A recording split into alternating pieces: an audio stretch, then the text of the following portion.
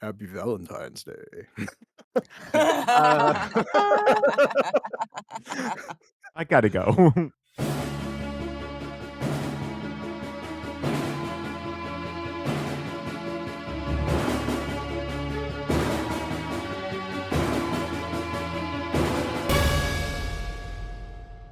Hello and welcome to the Legendarium Green Team. I'm Jingles90, and with me today are Befuddled Panda, Hello.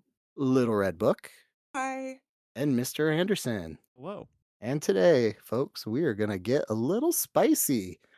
We are going to talk about Tusk Love, a critical role novel by Thea Guanzon. Um, so just a small warning up front. This is a hardcore. I don't know if I'd call it hardcore.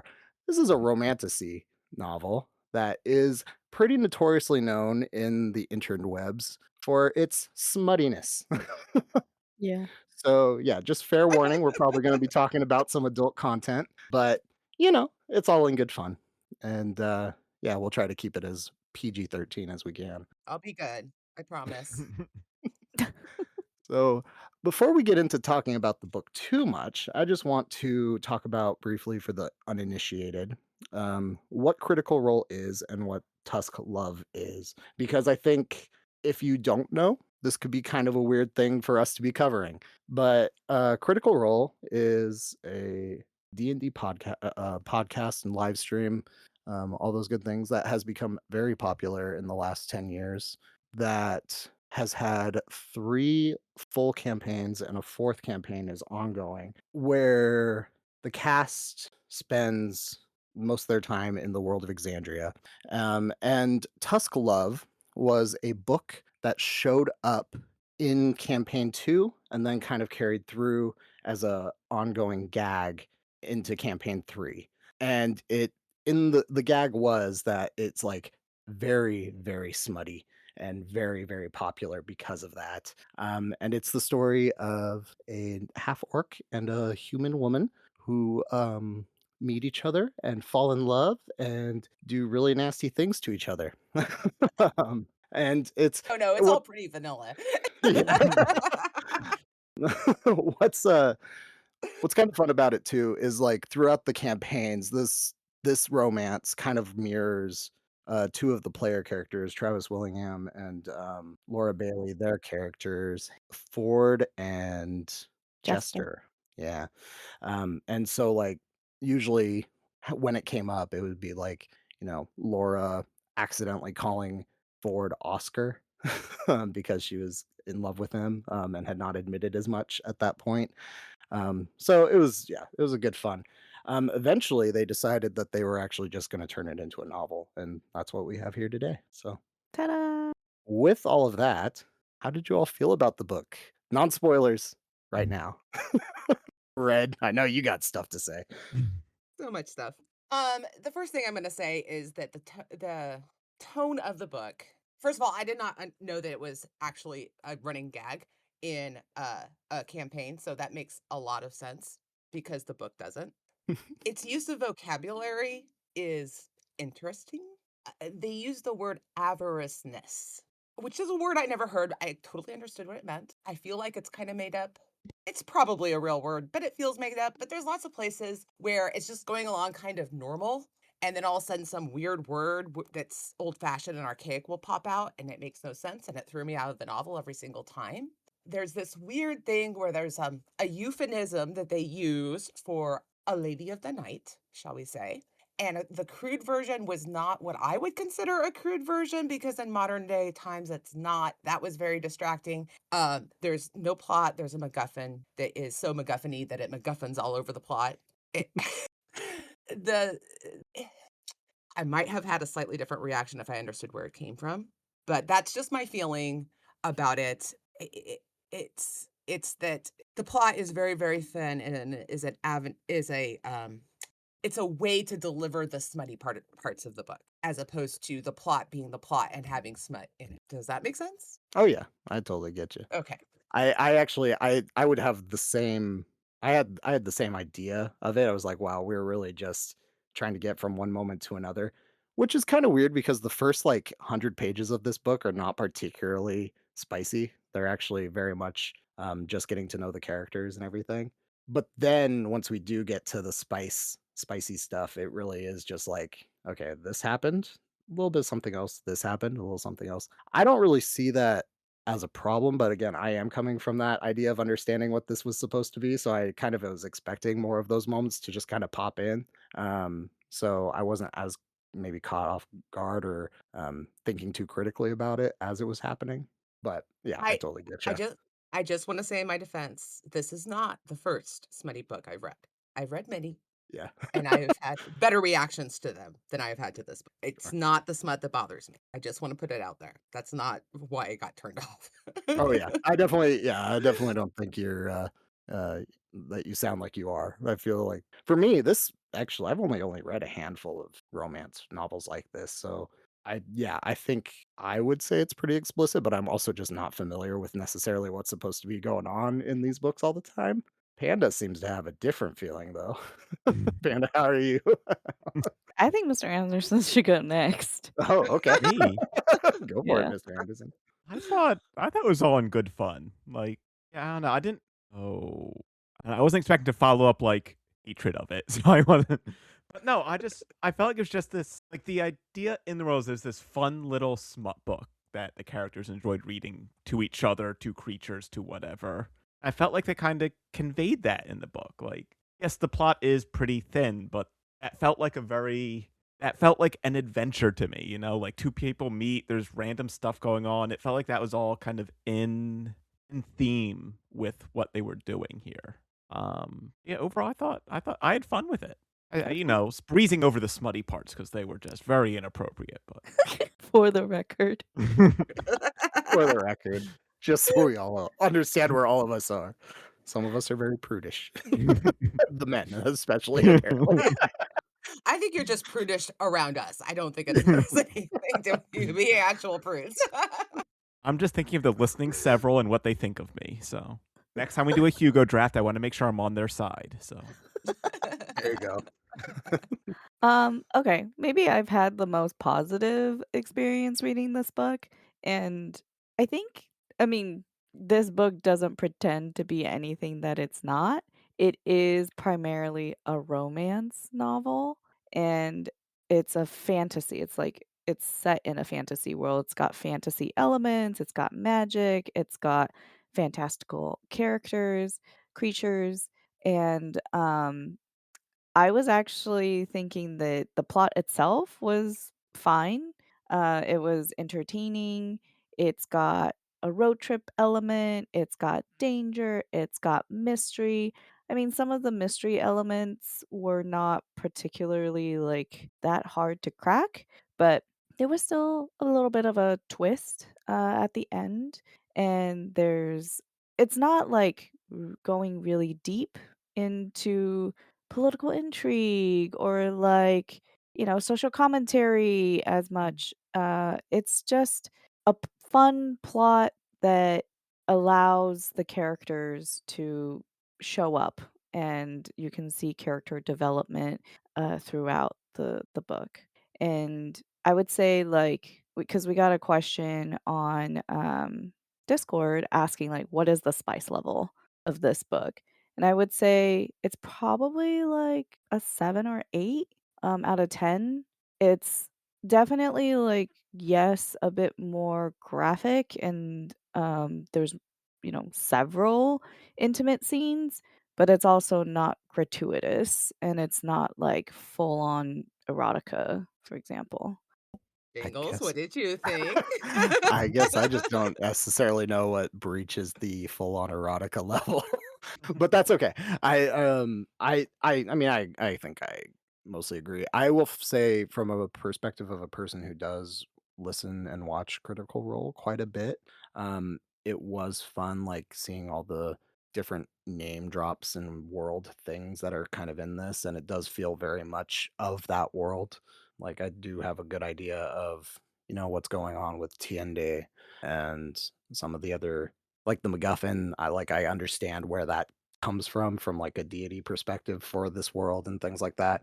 It's not stuff that is explicitly explained in the book. So I think to that point, something that might be helpful if, people are going to be expecting more world building is that this is, as you said, it's an in-world novel. So like the characters that were reading it, like they have context about yep, the world, the setting, right? They have context about the deities. So I think maybe that is perhaps like a flaw of the concept for this novel, which is to make it like in world and not give it the explanation as if it's like a human in our world reading a fantasy novel and needing more information.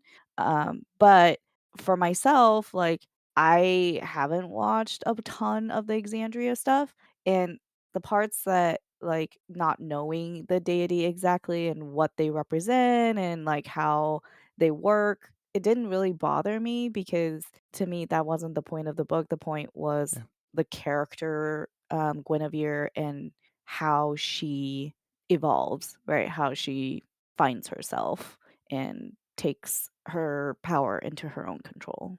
I'm gonna first of all, I would like to say that having the context that it's in world, first of all, I don't think it's a bad concept if you approach it with yeah, sense. And it's actually very cool, and it's great to have like neat stuff for the nerds. You know what I mean? I think that's lovely. I don't think she does. She runs off 3 times with no money and no plan. 3 times. So did she evolve? Are we getting into spoilers now? we can. I'm Just sorry. making sure. Just making sure. Sorry, I'm sorry. I didn't even think about that. Yeah, But I mean, it's a romance novel. How much spoilers are there to I mean, just there is like the plot of like what it is. I mean, okay, so yes, like calling it a romance novel like does give away how it's going to end. Like it's gonna have a happy ending. yeah. Like and if anybody goes into this book not expecting a happy ending, um that's I'm not what romance sorry. is. Like that's just this book doesn't try to be anything else than what it actually is. And No. that's one of the lovely things about romance genre because Yeah.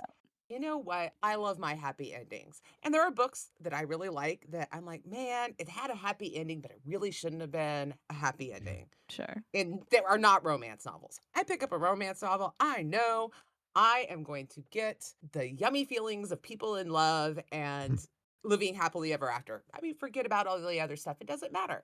So that's not what Yeah. bothered me about the book. Well, there was a question that we were asked on Discord, which was like, how much context of Critical Role would you need to know going into this book?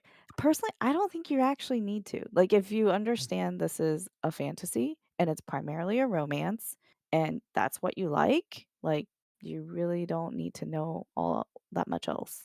But I Yeah. think for Red, her experience is a little bit different. Yeah. And we're allowed to have different experiences. I'm just Yeah. saying. Absolutely. I mean, I always find questions like that so hard to ask once I actually have a knowledge base because I'm just like, well, yeah, I like having more knowledge. And so having more knowledge means you're going to enjoy it Well, more, right?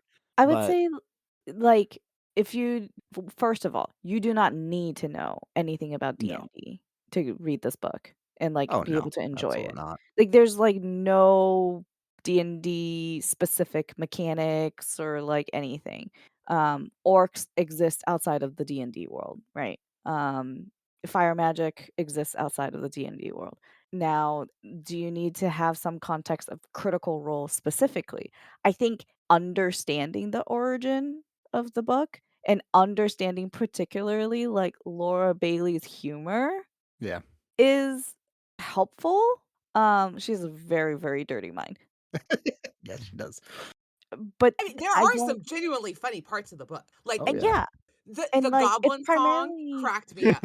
like and that's About like that's what like Critical Role does really well. Like they're very entertaining, it's very comedic, but it's also very serious at times. Mhm. And so having that context is helpful, but it's not necessary in my opinion. No, I so agree. I would say understanding that it is actually an in-world D&D book would have the kind of randomness of how things happen is exactly because I've played it once. It's kind of how it is when you're playing D&D. You know, you kind of run into random things, and it would have made me feel a little better about the randomness of the plot. Okay. But let's just see where this goes because I have another major issue with this book that Okay. really frustrated me. Sounds good. Uh, That's what I will. Okay, so we want to move into spoilers real quick. I do have a summary for people just so they can get an idea of what's going on here.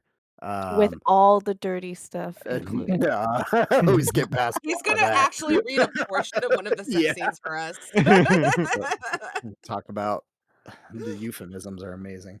Oh my gosh. But I will say, for those who have watched Critical Role, being able to hear Laura Bailey's voice in your head whenever the name Oscar comes up is truly charming and wonderful, and I did have a lot of fun with that.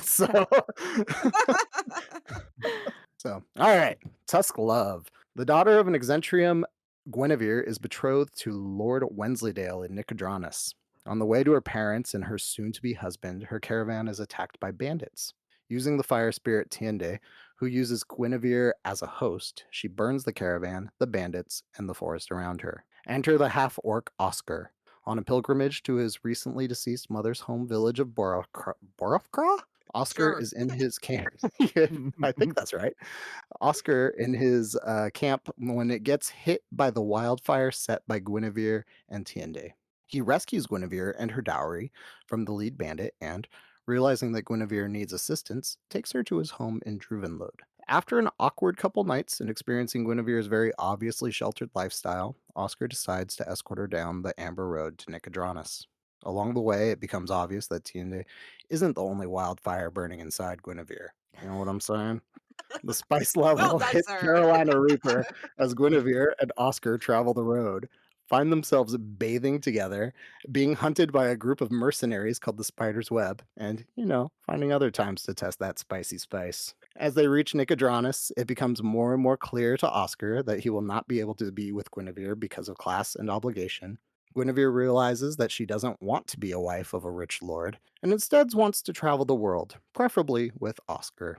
Unfortunately, turns out Guinevere's parents completely suck, and her dowry is a bunch of stolen jewelry with a blood lock on it. Guinevere is kidnapped, kind of saved by Oscar, though she helps plenty with the newfound control of her wildfire powers, and the two walk away from Guinevere's parents to live happily ever after, with presumably plenty more spice to come. Tusk Love.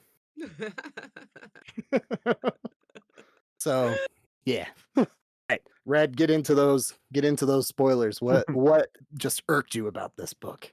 Oh my gosh. I really hate hating on things. I really do. I spent the entire time saying, so what is the plan? What is the plan? What are her parents' plan? Marrying her off isn't good enough. I'm sorry, that's not a thing. They still don't have money. The whole her in a caravan by herself makes no sense. She runs into a friend in the city. I'm like, why didn't they hook her up and say, hey, can you travel with her train? Because that's how they would do it if they were really concerned about her being alone with men. It's true. But the whole I'm sorry. I would think it'd be way worse with her traveling through a forest with 5 men than with just 1. Oh, but they're professionals. They were hired Oh, yeah, bodyguards, sure. We all know Little how that Red. works. I'm sorry, you get men and women alone in the woods and, ooh, what do you think is gonna happen, especially if you're in a romance? I'm sorry. I mean, it was I thought established Oscar that was very no, I know. Oscar was very cute.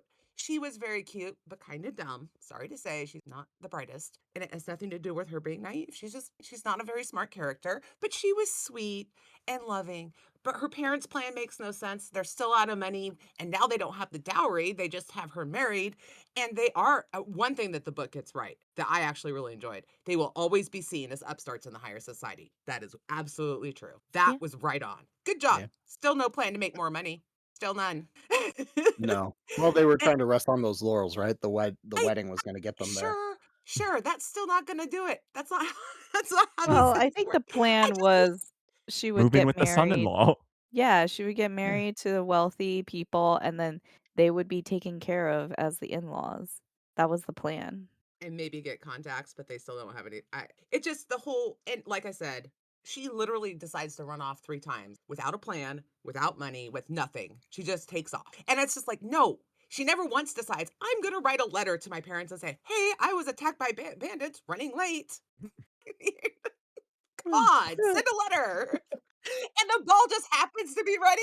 The ball just happens to be ready the day after she shows up late. That's true. I think I'm sorry. it's more of I kinda disagree about the part where it's like, "Oh, why didn't she just write a letter?" It was, um she was brought up with so much guilt from her parents, like, she didn't wanna let let 'em down, and so she didn't want to, like, send a letter to say, "By the way, this all happened." She wanted to be able to show up and still have, like, some of the goods that, was supposed to be transported and be able to be like, I did it, like, I brought myself and I brought, you know, um, some of the goods. Yeah, but she sent a letter saying I'm running late because it's clear they were waiting for her. That she was late. I just say, hey, I'm running. I don't know. Like, look, if as far as the spiciness, I've read things that are more spicy than this. I'm just saying it has moments that are very sweet, and but besides, her parents don't feel like real characters. The Lord doesn't feel like a real character. I do like the goblins that she runs into. They're a lot of fun. Doesn't make sense that they get kicked out of the caravan, but whatever they do. I'm just saying I would like a little bit more plot with my smuts, just a little bit. Just Just a a little little bit bit. more plot. And I don't think that I'm allowed to say how I describe this book. So I it, mean, you could it say it, was fun. people can edit. Is it too spicy though? You just say what you want, and then Jingles I'm will edit it. okay. It'll be What good. I'm Get it saying, out. Get it out. He'll what I'm just be saying bleep, bleep, bleep. this this is the equivalent of the pizza boy showing up at a sorority party and he gets invited in. That is what this book is. That's the equivalent. The plot is she shows up in the woods and needs to get rescued. And then there's really nothing else except the spice. I disagree, but that's Well, okay. that's okay. It was I can and like I said, I don't mind it. I'm just saying that was my feeling. And I also thought that the writing was bad. But whatever. I It's not definitely disagree that the writing is I will bad. say, what I will say is I was not able to get through the first 3 pages of, 50 Shades of Grey. It is not that bad. That bad. It's not that bad. It's We're much, not much 50 better than Shades 50 level. Shades of This Grey. this author can put together sentences that Yes, make sense and exactly. don't make Yeah. me cringe. Right, well, some of them a lot of them made me cringe, but what they do make sense. Some of I them will do. say I mean, yeah, for me, I don't know. I have yet to meet a sex scene that like I don't get a little giggly around, right? And I don't think that's necessarily a discomfort of reading it. I think it's just sometimes it's hard to portray those things in words and it gets No, kind of weird. I agree with that. Um, but that said, I thought she did a pretty good job with these. Like I was less giggly than I am normally with some of these that I've read in the past. And I do feel like there is a genuine growth of interest between Oscar and Guinevere in this book. Like I don't know. I feel like kind of to Guanzon's writing style. I do think that her job, probably when she was this had to be a collaborative work, right? Mhm. I think when she was collaborating with Critical Role for this, in whatever capacity they did that, there's a very much a specific image that she is trying to create. And I think it is very much like that old style, kind of stereotypical sweeping romance where like you can see like an open field with petals and there's like a lady with hair like her hair blowing back and like it I'm just pretty sure very that much like this actually very happens in the it book at this does, point. right? Yeah. So Which is but fine. yeah, and That's fine. I think she does a really good job of actually portraying that in these characters and in the scenes. And yeah, it's like it's a little more on the stereotypical side or the generic side, I guess. But It is a little cheesy. Like, Oh, yeah, no. but But there's you know what? by definitely I that design, right? cheese. I Yeah. Yeah. actually like the part where they're in a field and she's making flower wreaths for everybody's hair. I love that part. And then they have this whole scene. She says something like, "Well, it's not very like eco-friendly," and I'm like, okay, so that kind of stuff. I don't. I'm not saying the book's trying to send a message. My point is that phrasing pulled me out Yeah. of the story, that particular phrasing. And then there's the scene where he goes off and he's going to go talk to the mercenary, and Guinevere thinks that By the way, I do think that the names Guinevere and Oscar are hilarious when paired together. Um, in a good way. Like, I enjoyed that. Okay, we're gonna have a very common name, very highfalutin name. And she calls him a night dove, okay, which I thought was an excellent slang for a prostitute. And he's gonna say sex worker, and that's supposed to be more crude than night dove. And I guess it is, Yeah. but it's not a crude but like it's such a modern phrasing that it pulled me out of the story. There are things like that's what I'm saying when I have issues with the writing. There are things like that that pull me out of the story. Yeah, and it's funny that you bring up that point specifically because I actually had the same kind of reaction when she cuts him off from saying sex worker because I was Yeah. like, I'm pretty sure like right now that's like the more correct term, right? Like that's the one that you should be trying to say instead of getting Instead in the of way of But other. that's as not her character, right? Right. That's Yeah. not that wouldn't be in character for her if she didn't, shy away from that because of her upbringing, because her parents are because supposed. it has the word sex in it? It's more the point, yeah, that sex is Yeah. the word that she's I gonna mean, say I out loud, guess, yeah. but she didn't say which would definitely be Yeah, but ruder. th I mean, that doesn't mean that then she would be okay with. Well, but what I'm saying is that having that very, very modern phrasing, I that's like mean, a Night very Dove modern. is been sure, like, you could say the more modern phrasing that pops up throughout the story can pull you out, but it would not be in character of her if she didn't stop Oscar in that Right. scene from saying it. I'm not disagreeing with it. I'm just saying that that kind of thing jarred me out of the Sure. story. Yeah, I agree. I mean, I do think this is like the only instance where that type of thing like just kind of stuck out kind of weird to me.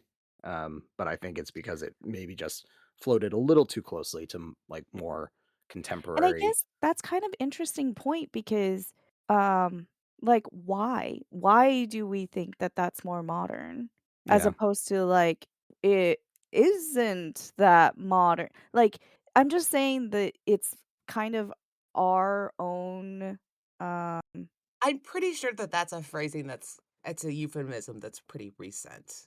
I'm not night sure that dove. no, sex worker. Yeah, but that's I I mean, I don't know the history of it, but I'm just saying like this is a made up world. I know, Like I know. any of this and I know there are people who are like, "Oh, it should like, if there's, like, really modern language in it or, like, modern swearing in it, then that really pulls me out as." I'm like, "Okay, that's fine." But you do realize, like, this is a made up world, and also a lot of the swear words are, like, really old. Like, they're not actually that modern. Yeah. Just saying. So I have a question. Which bothers you more? Real swearing or made up swearing in a fantasy novel? Oh, I don't even bat an eyelash at real swearing. Yeah, Yeah. it kinda depends.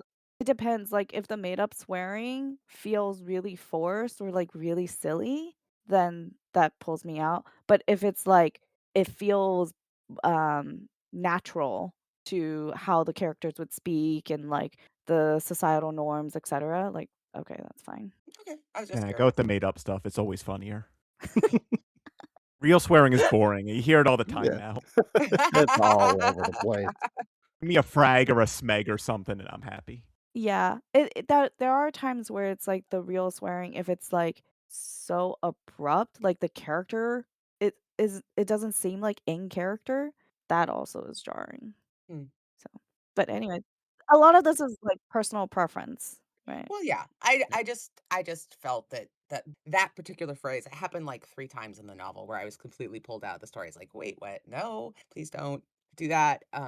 So I just had that was my main issue. I didn't understand how the marriage was gonna fix anything. And like I said, all the bad guys seem like NPCs, and Well, they probably were.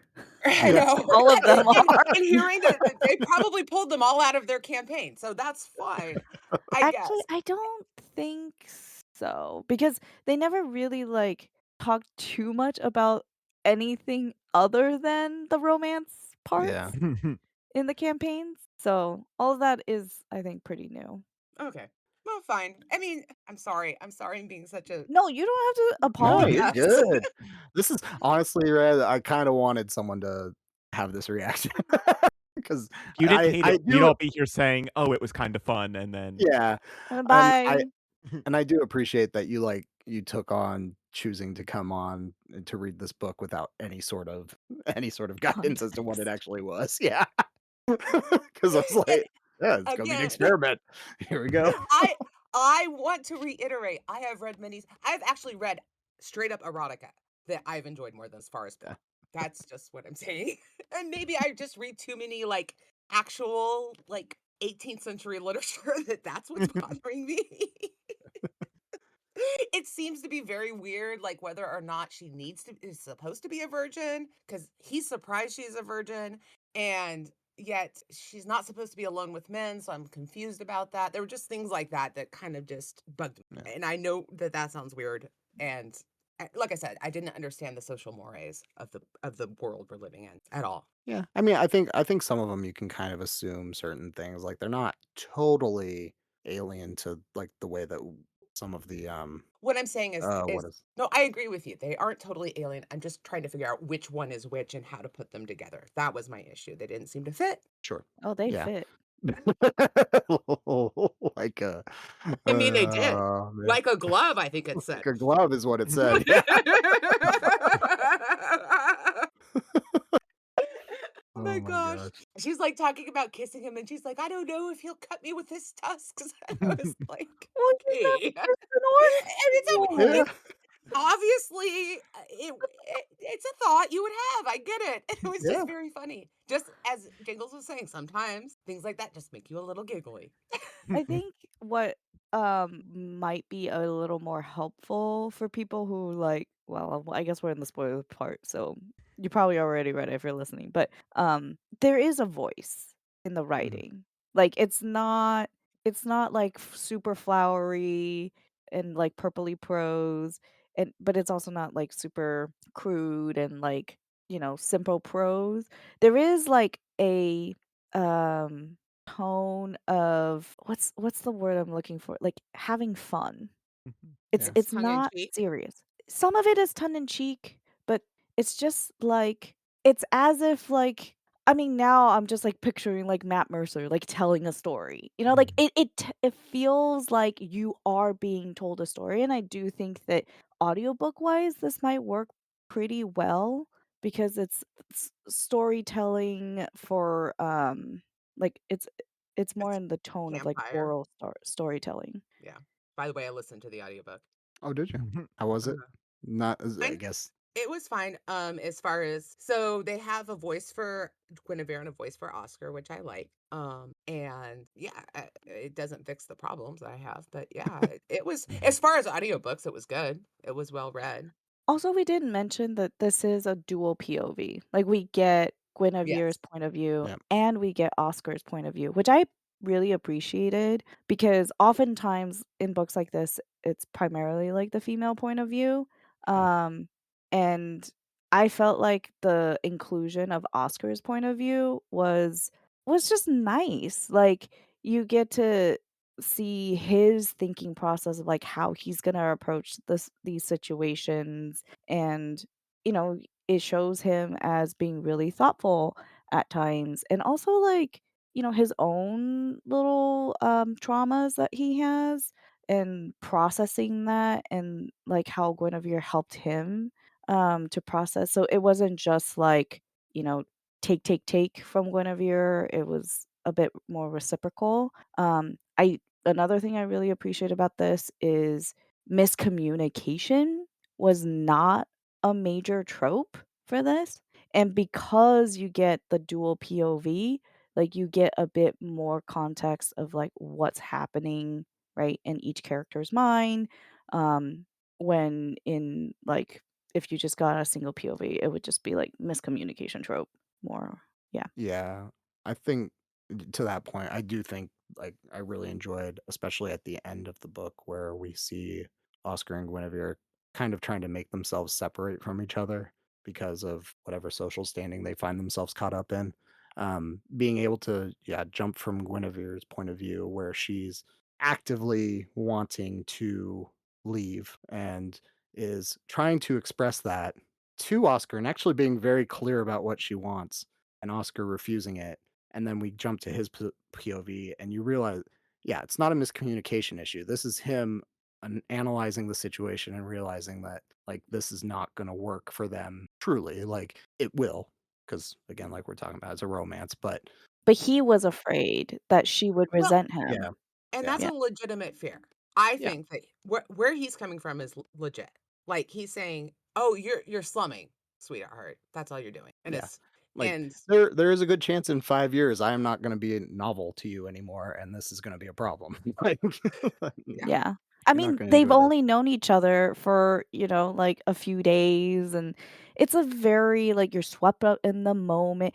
Actually, one part that I did really appreciate was the transition from when they, they've been on the road. It was just the two of them for the most part, right? And it's like this really intense relationship, and then you're back into the real world, and then reality hits, like, oh, there are obligations, there are like other people that you have to deal with.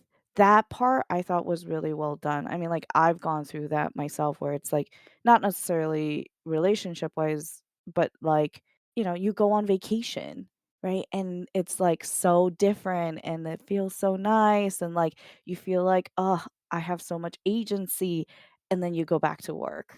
And that jarring shift, it was very relatable. Especially at that age where they're both in like their 20s.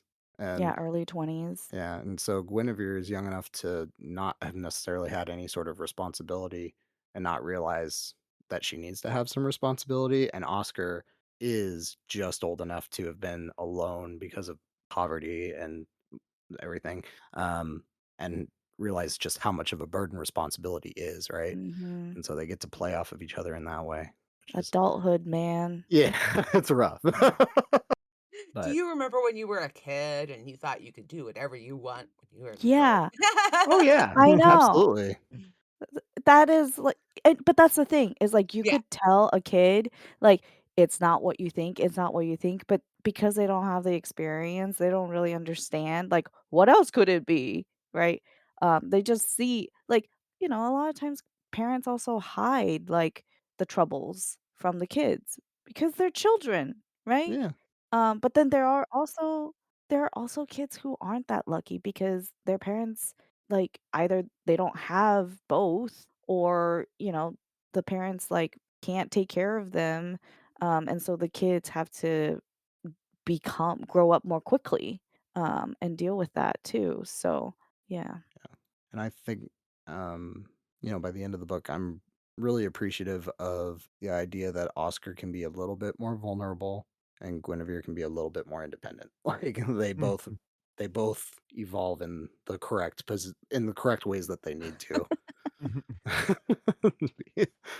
Yeah, I mean that's what we haven't really addressed it too much, but Oscar is one grouchy dude, and he's like only 23 years old. Dude, Like, he yeah, was one of those unfortunate kids, yeah, right? That yeah. had to grow up really quickly. And he had his mom, and then his mom died, and Yeah. now he doesn't really know what to do with himself other than be grouchy. Was weird to me how grouchy he is, but how he became so protective of Guinevere so fast. That's what a pretty face will do to you, Yeah, that that Pretty Oh. face silver and hair. some big bosoms. Well, Yeah. I was gonna say, no, I mean, he was willing to face what he feared most to take his mom lunch. I think that, That's true.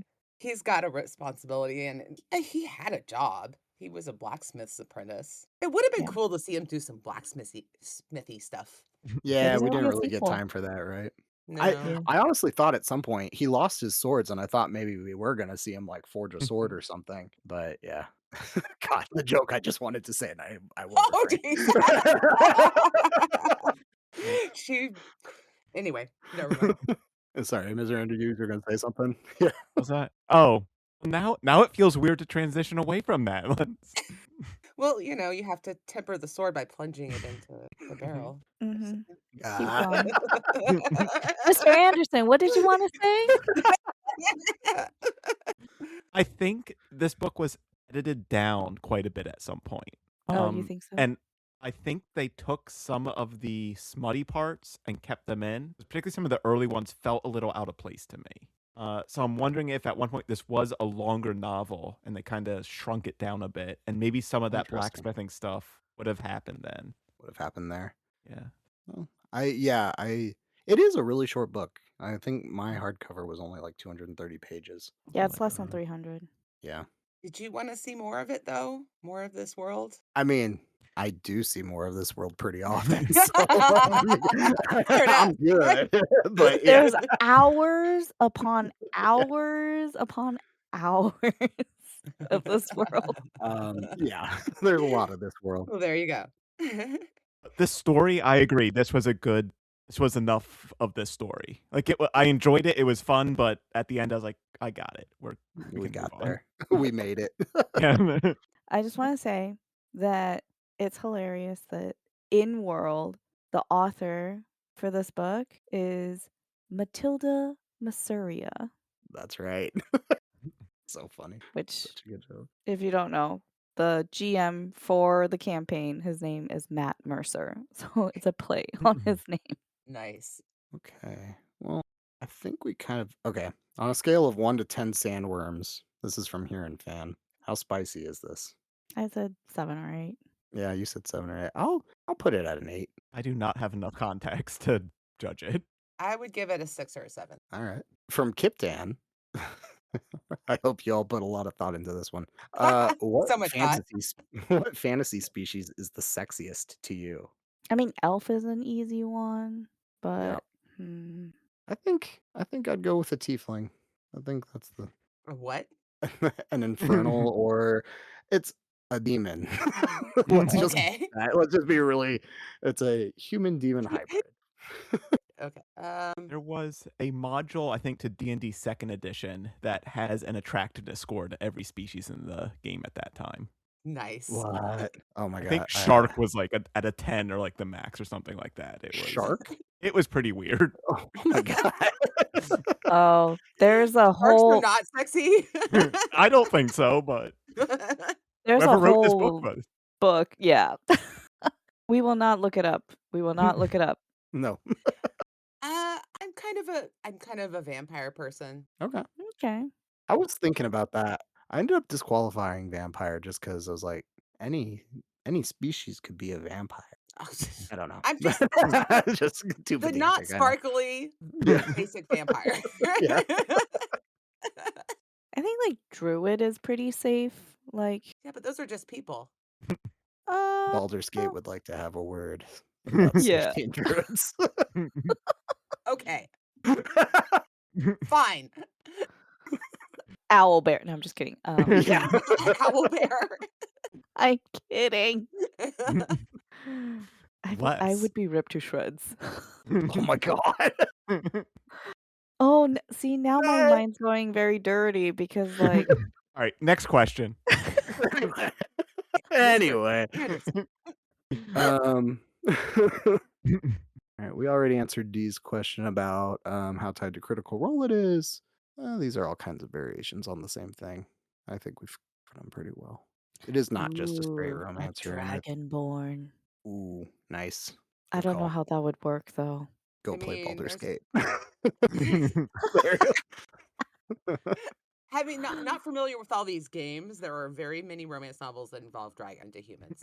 Yeah, but this is like, it's not that they turn into humans. Oh no. Yes, I don't want to know. That's what is it a minotaur on the front of that like milking Oh yeah, book that it is. It is. yeah. I mean What? that probably works Now for I'm it. thinking Yeah. about that. I think it's from The Simpsons where they pull the mermaid out, and it's like the top half is a fish and the bottom half is a woman. You're like, well, what do you? How do you think it's gonna work unless it's this way? All right. Well, I think that is probably enough for this one. Happy Valentine's Food for thought. Day. Happy Valentine's Day, everybody. And by the way, I just want to say, learn your servants' names and be kind to Yes. them Be kind to them. Yeah. because It's that was some important. weird BS that happened. We're not good. We're too good to learn our servants' names. I guess you just run around the Excuse me. manor saying, "Hey, you." Yeah. You look the part. Go get me a wine. Wait, they're humanoid elephants, guys. Oh boy. No. Yeah. Oh Holy, oh no. Next year we talk Oh, about Panda's romance book she wrote. Trunk love. there's a turtle. Panda. A turtle? Oh my goodness, what is this? I'm gonna It's get like a this fish. turtle out of its shell. That's what I'm It's a fish folk, but it's got webbed feet. Oh man, this gets real weird.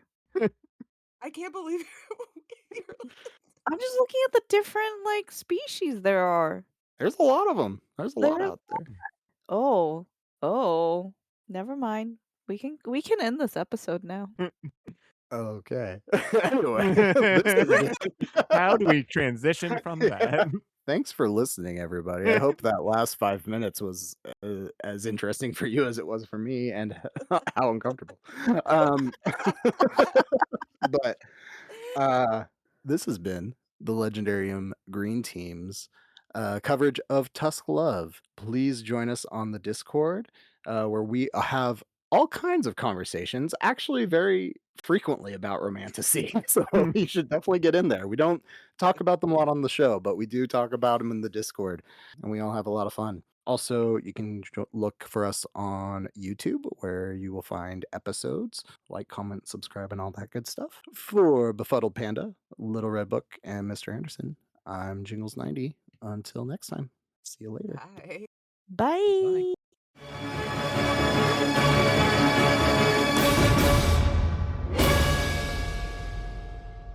Music is Galactic Damages by Jingle Punks. Well, I was like, Mr. Anderson, you're gonna tell your mom not to listen to this episode, right? I already said I'm blaming it all on you. I don't know why you're gonna blame it on me. Because you I can suggested think doing of a it for couple Valentine's reasons. Day. But he totally could have refused. Okay, he could have said, "No, I'm not interested. Thank you. No, You go I'm have here. I fun." was forced. Want it Uh-huh. on the record.